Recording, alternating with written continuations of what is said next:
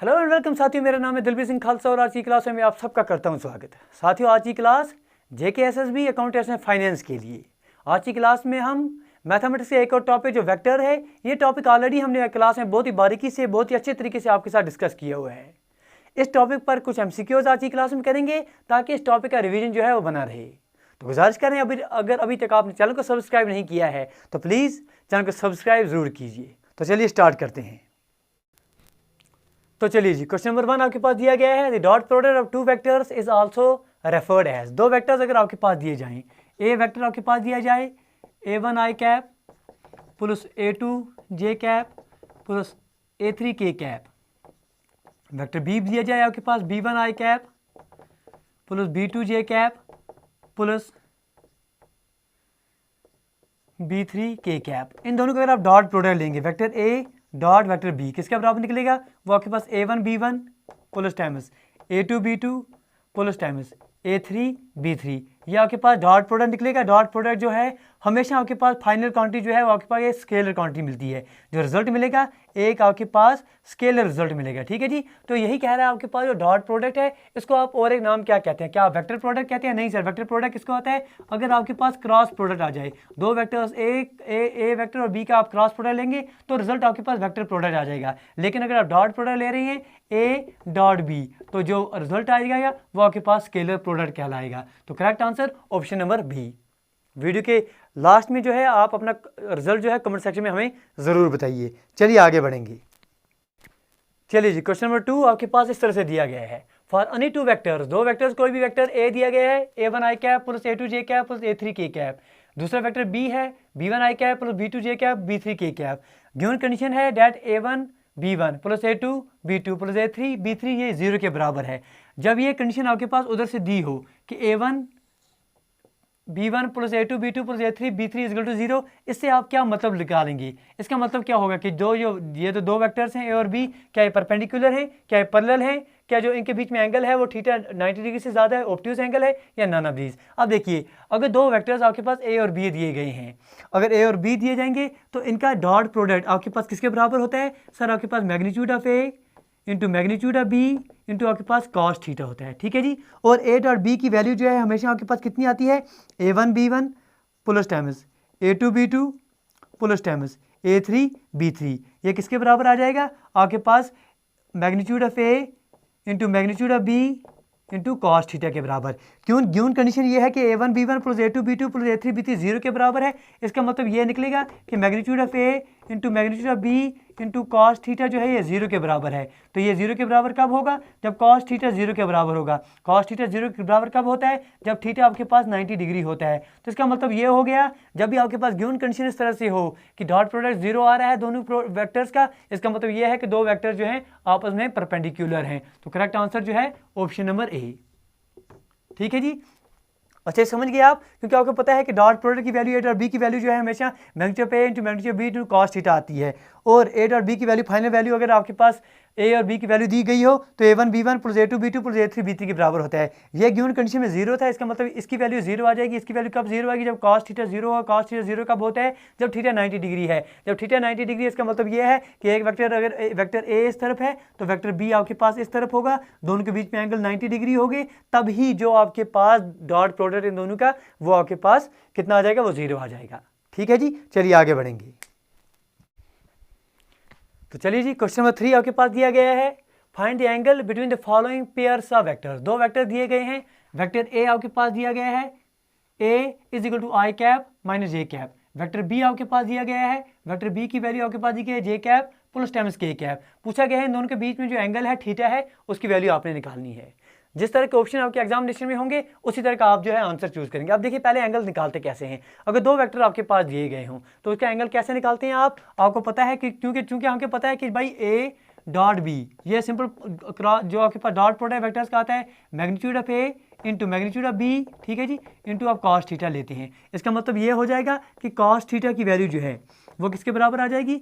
Vector A dot vector B divide by magnitude of A into magnitude of B। ठीक है जी, अब ये बात तो आपको पता है कि A डॉट B की वैल्यू कितनी होती है? A1 B1 plus A2 B2 plus A3 B3। तो इसको करेंगे, यहाँ क्या है? A1 की वैल्यू कितनी है सर? यहाँ 1 है। B1 की वैल्यू कितनी है? यहाँ पर 0 है।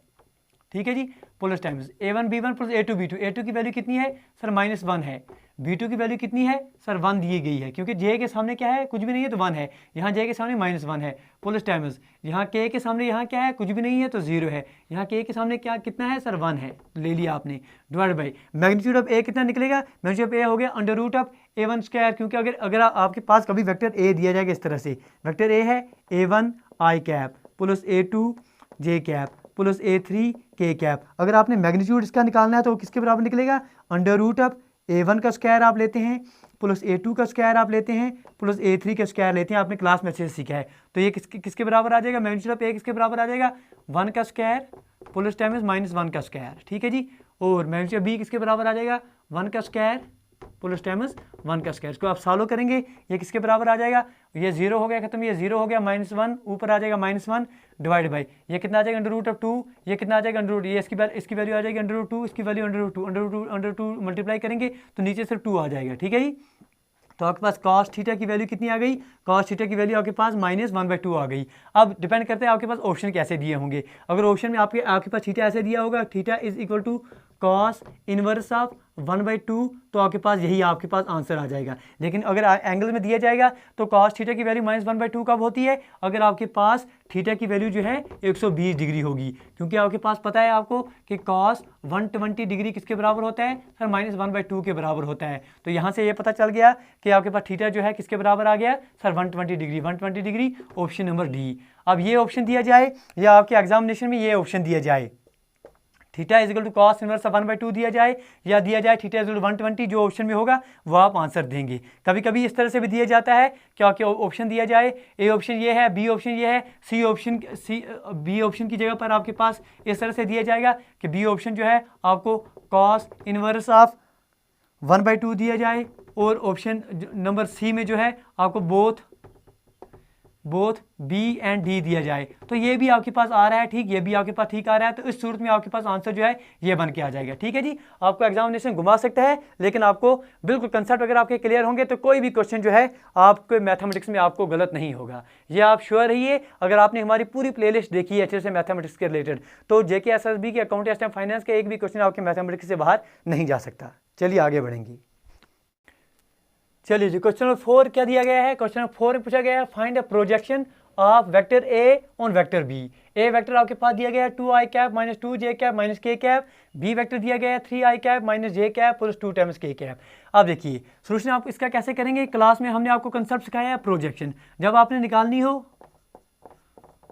Projection of vector A on vector B, जब projection of A on B निकालना हो, इसकी वैल्यू हमेशा कितनी आती है A dot B divide by जिस पर निकालना हो उसी का मैग्नीट्यूड आप लेंगे, क्योंकि आपने किस पर लेना है projection of A on B लेना है, तो आप A डॉट B लेंगे डिवाइड बाई क्या लेंगे, जिस पर आपने किस पर A की प्रोजेक्शन किस पर लेनी है B पर लेनी है, divide by magnitude of B लेंगे। अगर आपसे कोई पूछे कि आप बताइए प्रोजेक्शन B ऑन A, आप लेंगे A dot B divide by magnitude of A, अगर B ऑन A लिखना हो। लेकिन क्वेश्चन पूछा गया you have to find the projection A on B, तो A dot B divide by magnitude of B निकलेगा। A डॉट B की value कितनी निकलेगी, आपको पता है A1 A2 plus B1 B2 plus C1 C2, तो 2 इंटू 3 कितना हो गया सर 6 हो गया, प्लस टाइम्स -2 इंटू -1 कितना हो गया 2 1 ज़र 2 हो गया, तो आपके पास प्लस टाइम्स -1 इंटू 2 कितना हो गया, तो ये आपके पास -2 हो गया, ठीक है जी। Divide by magnitude of B कितना निकलेगा अंडर रूट ऑफ 3 का स्क्वायर प्लस टाइम्स -1 का स्क्वायर प्लस टाइम्स 2 का स्क्वायर, तो इसको सॉल्व करेंगे कितना निकल के आ जाएगा 6 2 कितने हो गए 2 और 2 कैंसिल हो गए, ऊपर आपके पास 6 आ रहा है, डिवाइड बाई यहाँ कितना आ जाएगा अंडर रूट ऑफ 3 3 ज़र 9, यहाँ पर कितना आ जाएगा प्लस टाइम्स 1 प्लस 2 2 ज़र 4, तो कितना आ गया 6 डिवाइड 9 1 10 4 14 अंडर रूट ऑफ 14, तो 6 divide by under root of 14, 6 divide by under root of 14, option number C correct answer आ जाएगा, ठीक है। यहाँ से एक बात ख्याल रखिए, जब आपसे पूछा जाए you have to find the projection of A on B, तो आपके पास हमेशा आंसर निकलेगा A dot B divide by magnitude of B, ठीक है, जिस पर आपने निकालना है। अगर कोई आपसे पूछ ले कि आप बताइए, चलो ये तो होगा सालो, अगर आपसे कोई पूछ ले कि आप बताइए प्रोजेक्शन ऑफ, अब आपसे पूछे कोई projection of B on A निकालना हो, तो इसकी वैल्यू कितनी आ जाएगी, A आप इस तरह से लेंगे B डॉट A लीजिए या A डॉट B लीजिए, दोनों का जो है सेम मतलब होता है, B dot A divide by किस पर लेना है आपने, अब मैग्नीट्यूड ऑफ ए लेंगे। ठीक है, ये दो कंसेप्ट आप याद रखेंगे। Projection B on A is equal to B dot A divide by magnitude of A, while as projection of A on B is equal to A dot B divide by magnitude of B. तो ये चीज़ें याद रखेंगे, बिल्कुल आसानी से आप question जो है सॉल्व कर पाएंगे। चलिए आगे बढ़ेंगे। चलिए जी, क्वेश्चन नंबर 5 आपके पास दिया गया है, which are the following statement is not true. दो स्टेटमेंट आपके पास दिए गए हैं। पहला स्टेटमेंट बोला गया है the dot product of two vectors is not commutative. दूसरा स्टेटमेंट आपके पास दिया गया है the vector product of two vectors is not commutative. अब दो आपके पास स्टेटमेंट दिए गए हैं, आपने बताना है कि दो में से ऐसा कौन सा स्टेटमेंट है जो ट्रू नहीं है। अच्छे से समझना है क्वेश्चन को, ट्रू नहीं है। अब देखिए, पहली बात बोला गया dot product two vectors is not commutative. अब देखिए कम्यूटेटिव का मतलब क्या है सर, डॉट प्रोडक्ट ले रहे हैं ए डॉट बी, क्या ये आपके पास बी डॉट ए के बराबर आता है सर? बिल्कुल, A dot B dot A के बराबर आता है। इसका मतलब ये है कि डॉट प्रोडक्ट जो है, dot product is commutative, dot product is commutative. लेकिन अगर आप ए क्रॉस बी, अगर इसकी वैल्यू आपके पास वेक्टर वी आ रहा है कोई, तो आपके पास बी क्रॉस ए की वैल्यू क्या आ जाएगी सर? ये आपके पास माइनस टाइम्स वी आ जाएगा। तो आपके पास कहेंगे कि वेक्टर प्रोडक्ट जो है ये आपके पास कम्यूटेटिव नहीं होता। क्या समझे आप कि डॉट प्रोडक्ट जो है ये कम्यूटेटिव होता है, और जो आपके पास क्रॉस प्रोडक्ट है ये कम्यूटेटिव नहीं होता। तो अब पूछा क्या गया है, पूछा गया है which are following statement is not true. अच्छे से समझने होते हैं इन क्वेश्चंस को। नॉट ट्रू का मतलब क्या है सर? हमने बताना है कि दोनों में से फॉल्स कौन सा है, वही मतलब हो गया। ठीक है जी, हमने बताना है दोनों में से गलत कौन सा है। तो vector product of two vectors is not commutative, ये बात तो ठीक है। बहुत सारे student sir option number B को जो है टिक करके आ जाएंगे, सर हमने कर दिया, शाम को आंसर की आएगी, आप चेक करेंगे भाई क्या कर दिया, आप बोलेंगे नहीं नहीं हमने तो ठीक किया है सर, इसको हम इसकी रिप्रेजेंटेशन डालेंगे, ये ठीक नहीं है, ये गलत है। लेकिन फिर जब गौर से पढ़ेंगे पूछ रहा है कि भाई इज नॉट ट्रू, कहने का मतलब दो में से स्टेटमेंट कौन सा फॉल्स है, फॉल्स बताना है। तो दूसरा स्टेटमेंट तो बिल्कुल ठीक आ रहा है, vector product of two vectors is not commutative. ये बात तो सच है कि ए क्रॉस बी जो है बी क्रॉस ए के बराबर नहीं आता है, A cross B minus time B cross A आता है। तो ये बात तो बिल्कुल ठीक आ रही है। झूठ कौन सी आ रही है सर? झूठ तो ये पहली बात आ रही है, गलत पहली बात आ रही है। पहली बात में बोला जा रहा है कि dot product two vectors is not commutative, हालांकि dot product two vectors commutative होता है। इसका मतलब करेक्ट आंसर आपके पास क्या आ जाएगा? Only one. तो करेक्ट आंसर इसका जो है ऑप्शन नंबर ए आ जाएगा। इस तरह से जो है आपको एग्जामिनेशन में घुमाएंगे, लेकिन आपने घूमना नहीं है। कंसेप्ट को पकड़िए और चैनल को जो है सब्सक्राइब करिए। चलिए आगे बढ़ते हैं। चलिए जनाब, क्वेश्चन नंबर 6 आपके पास इस तरह से दिया गया है, two vectors are said to be perpendicular if their dash product is 0 and parallel if their dash product is 0। ठीक है जी, दो वेक्टर्स को कब आप परपेंडिकुलर कहेंगे, दो वेक्टर्स को कब आप जो है पैरेलल कहेंगे। देखिए दो वेक्टर्स अगर आपके पास ए और दूसरा वेक्टर आपके पास बी है, अगर दो वेक्टर्स का डॉट प्रोडक्ट आपके पास 0 आ जाता है तो इसका मतलब क्या होगा? अभी हमने पढ़ा कि कॉस थीटा की वैल्यू जो है वो कितनी आ जाएगी, क्योंकि अभी हमने पढ़ा कि कॉस थीटा की वैल्यू 0 आ जाएगी और थीटा आपके पास 90 डिग्री आ जाएगा। ये बात आपने पकड़ ली कि अगर आपके पास दो वेक्टर्स ए और बी, इनका डॉट प्रोडक्ट 0 आ रहा है, इसका मतलब ये होगा कि दो वेक्टर्स जो हैं ए परपेंडिकुलर होगा वेक्टर बी के। ये बात आपने पकड़ ली। इसके बरकस अगर आपके पास दो वेक्टर्स हैं, इनका क्रॉस प्रोडक्ट आपके पास 0 आ रहा है, अगर क्रॉस प्रोडक्ट 0 आ रहा है इसका मतलब ये होगा कि साइन थीटा की वैल्यू आपके पास 0 है। साइन थीटा की वैल्यू 0 कब होती है? जब थीटा आपके पास 0 होता है। इसका मतलब ये होगा कि वेक्टर ए पैरेलल होगा वेक्टर बी के। तो क्या बात आपने याद रख दी? अगर आपके पास दो वेक्टर्स का डॉट प्रोडक्ट 0 आ रहा है तो आपके पास दो वेक्टर जो है वो परपेंडिकुलर हैं। अगर आपके पास दो वेक्टर का क्रॉस प्रोडक्ट 0 आ रहा है तो आपके पास जो दो वेक्टर्स हैं वो जनरली आपके पास पैरेलल हैं। क्या बोल रहे हैं आप यहाँ पर? टू वेक्टर्स सर परपेंडिकुलर कब होंगे? जब इनका डॉट प्रोडक्ट सर जब इनका डॉट प्रोडक्ट 0 होगा तब ये परपेंडिकुलर हैं। और पैरेलल कब हैं? जब इनका क्रॉस प्रोडक्ट, तो डॉट और क्रॉस जो है आपके पास ऑप्शन में आना चाहिए रेस्पेक्टिवली। डॉट और क्रॉस ऑप्शन नंबर बी, ये आपके पास आंसर आ गया। कीजिए मौज। ठीक है जी, वीडियो के अंत में जो है अपना स्कोर जरूर बताइएगा। चलिए हम आगे बढ़ेंगे। चलिए जी, क्वेश्चन नंबर 7 आपके पास इस तरह से दिया गया है, for the given parallelogram OADB। एक पैरेललोग्राम आपके पास दिया गया है OADB। इसमें जो आपके पास OA है, जो पोजीशन वेक्टर OA की है वो वेक्टर A से रिप्रेजेंट की जाती है, और OB की जो पोजीशन वेक्टर है वो आपके पास B से रिप्रेजेंट की जाती है।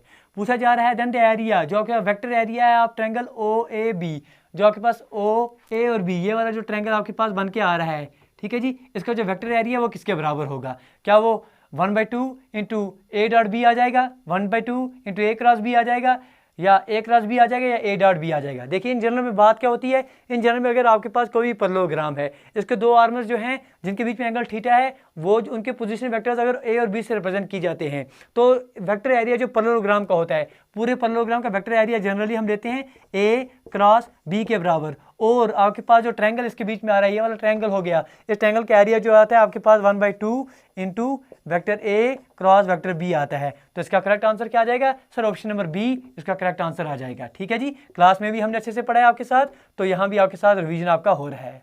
चलिए आगे बढ़ेंगे। आगे बढ़ने से पहले गुजारिश करेंगे कि अभी तक अगर अभी तक आपने चैनल को सब्सक्राइब नहीं किया है तो प्लीज़ चैनल को सब्सक्राइब कर दीजिए।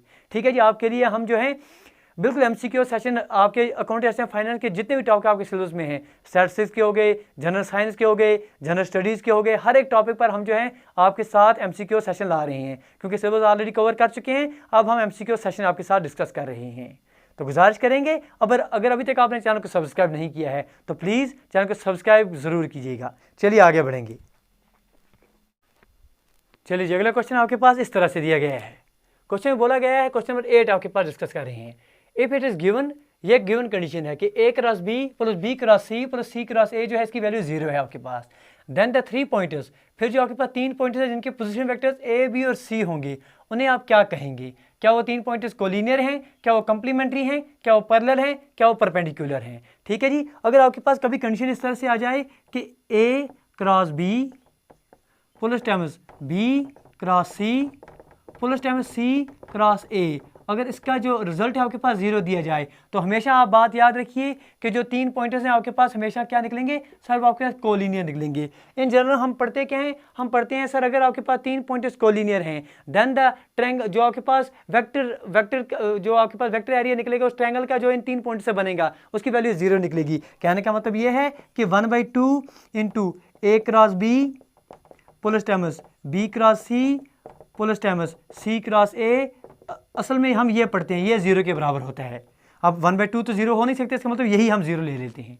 बात समझिए, अगर 3 पॉइंटर्स आपके पास कभी भी कोलिनियर होंगे, 3 पॉइंटर्स जिनके पॉजिटिव वेक्टर ए बी और सी आपके पास कोलिनियर हैं, इसका मतलब ये होगा कि जो वेक्टर एरिया उस ट्रायंगल का जो इन 3 पॉइंटर्स को मिलकर बनाएंगे आप, उसका वेक्टर एरिया आपके पास 0 निकलेगा। कहने का मतलब ये होगा कि 1/2 आप A cross B plus B cross C plus C cross A 0 निकलेगा, क्योंकि आपके पास 1/2 0 हो नहीं सकते। इसका मतलब ये जो है हम ये 0 के बराबर लेते हैं। जब ये उधर से ही बोला कि ये 0 के बराबर है, इसका मतलब सीधा सीधा ये हो गया कि 3 पॉइंटर जो हैं ये आपके पास कोलिनियर बन के आ रहे हैं। उम्मीद है कि बात पकड़ में आई होगी।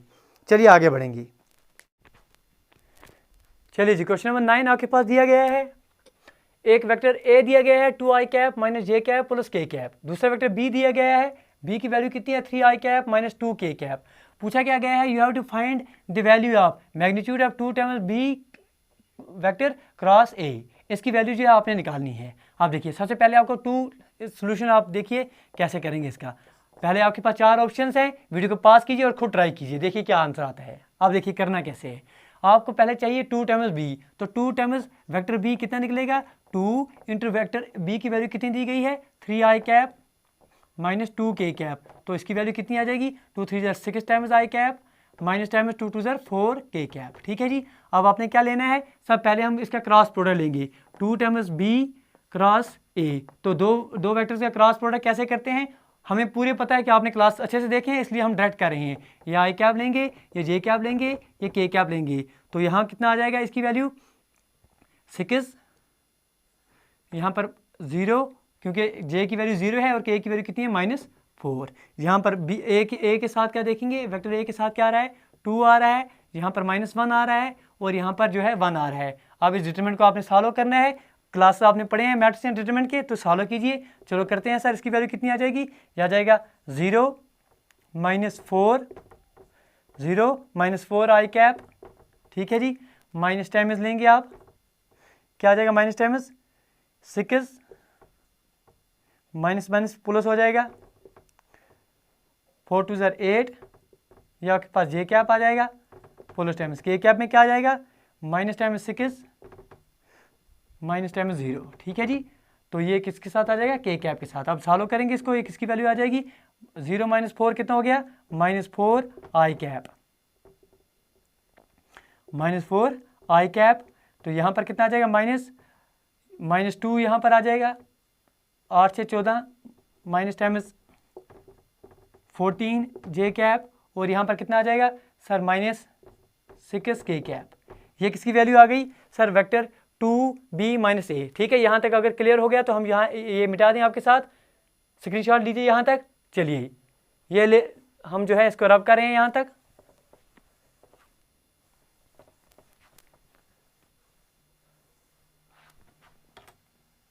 चलिए जी, अब आंसर यहाँ पर रिजल्ट हमारे पास क्या आ गया सर, रिजल्ट आ गया आपके पास कि 2 टाइम्स बी क्रॉस ए, इसकी वैल्यू कितनी आ गई सर, -4 आई कैप -14 जे कैप -6 के कैप। ठीक है, तो ये क्लियर होगा यहाँ तक। अब हमने निकालना क्या है, हमें मैग्नीट्यूड चाहिए इसका। अगर इसका मैग्नीट्यूड लेना है आपने, इसका मैग्नीट्यूड कितना निकलेगा सर, अंडर रूट किसका, -4 का होल स्क्वायर लेंगे प्लस टाइम्स -14 का होल स्क्वायर लेंगे प्लस -6 का होल स्क्वायर लेंगे। बहुत सिंपल है, तो करते हैं। अंडर-रूट -4 का होल स्क्वायर 4 4 से कितना हो गया सर, 16 हो गया, प्लस 14 का होल स्क्वायर कितना हो गया 196 हो गया, प्लस 6 का होल स्क्वायर कितना हो गया सर 36 हो गया, 6 6 12 और 6 कितना हो गए सर 18। ठीक है, यहाँ पर 8 हो गई।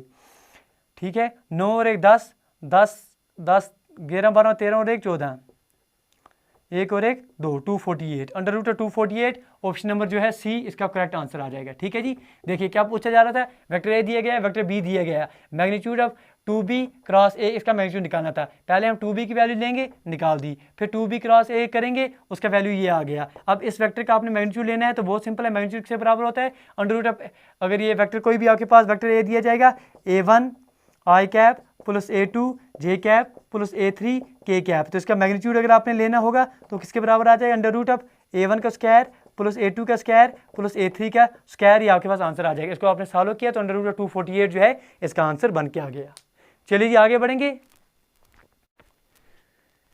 चलिए जी भाई, क्वेश्चन नंबर 10 आपके पास दिया गया है, magnitude of A is equal to 2, magnitude of B is equal to 10, magnitude of A cross B is equal to 16। आपसे पूछा गया है कि आप ए डॉट बी की वैल्यू जो है निकालिए। 4 option, option number A 15, option number B 13, option number C 12 and option number D 18। Video को पास कीजिए, अटेम्प्ट कीजिए क्वेश्चन को। चलिए जी, उम्मीद करते हैं हर एक स्टूडेंट ने इसका आंसर जो है निकाल दिया। अब देखिए, सबसे पहले जो है आपने निकालना क्या है और आपको दिया क्या गया है ये क्वेश्चन में पता होना चाहिए। निकालना क्या है सर, आपने निकालना है A dot B. A dot B निकालने के लिए आपको क्या पता होना चाहिए सर, मैग्नीट्यूड ऑफ ए पता होना चाहिए सर, दिया गया है। मैग्नीट्यूड ऑफ बी सर पता होना चाहिए, दिया गया है, इंटू आपके पास कॉस थीटा होना चाहिए। इसका मतलब आपको कॉस थीटा की वैल्यू जो है वो अननोन है, ये कॉस थीटा आपने निकालना है। अब दिया क्या गया है, दिया आपके पास magnitude of A cross B का वैल्यू दी गई है। ये magnitude of A cross B किसके बराबर होता है सर, ये होता है आपके पास magnitude of A into magnitude of B into sine theta. ठीक है जी, इसकी वैल्यू आपके पास कितनी दी गई है 16 दी गई है। इसका मतलब ये होगा कि मैग्नीट्यूड ऑफ ए इसकी वैल्यू कितनी दी गई है सर 2 ली गई है, मैग्नीट्यूड ऑफ बी इसकी वैल्यू कितनी दी गई है सर 10 दी गई है, इंटू साइन थीटा इसकी वैल्यू कितनी निकल के आ जाएगी सर 16 निकल के आ जाएगी। यहाँ से आप सॉल्व करेंगे तो 2 1 ज़र 2 8 ज़र, ठीक है जी, 2 4 ज़र, तो यहाँ से 2 5 ज़र, तो साइन थीटा की वैल्यू कितनी आ जाएगी यहाँ पर 4 डिवाइड बाई 5 जो है साइन थीटा की वैल्यू आ जाएगी। निकालना क्या आपने कॉस थीटा, तो कॉस थीटा किसके बराबर होता है, कॉस थीटा होता है sir under-root of 1 minus sine square theta. तो इसकी वैल्यू कितनी आ जाएगी 1 माइनस साइन थीटा की वैल्यू कितनी है 4/9, तो 4/9 का होल स्क्वायर 4/5, 4/5 का आप होल स्क्वायर करेंगे तो इसकी वैल्यू कितनी आ जाएगी अंडर-रूट ऑफ 1 माइनस 4 4 कितना हो गया 16 डिवाइड 5 5 कितना हो गया 25, तो कितना हो गया 25 माइनस 16 हो गया अंडर-रूट ऑफ 9 डिवाइड बाई 25, तो इसकी वैल्यू कितनी हो गई 3 डिवाइड बाई 5। तो कॉस थीटा की वैल्यू कितनी आ गई आपके पास, कॉस थीटा की वैल्यू कितनी आ गई, cos theta is equal to 3 divide by 5। जब कॉस थीटा 3 डिवाइड बाई 5 आ गया तो यहाँ से इसकी वैल्यू कितनी आ जाएगी ए डॉट बी की, मैग्नीट्यूड ऑफ ए सर 2 दिया गया है, मैग्नीट्यूड ऑफ बी सर आपके पास 10 दिया गया है, और कॉस थीटा की वैल्यू अभी आपने 3/5 निकाल दी, 3/5, 5 1 ज़र 5 2 ज़र 10, 2 2 ज़र 4 4 3 ज़र कितना आ गया 12 जो है आपके पास आंसर बन के आ गया। 12 कहाँ है, option number C correct answer बन के आ गया।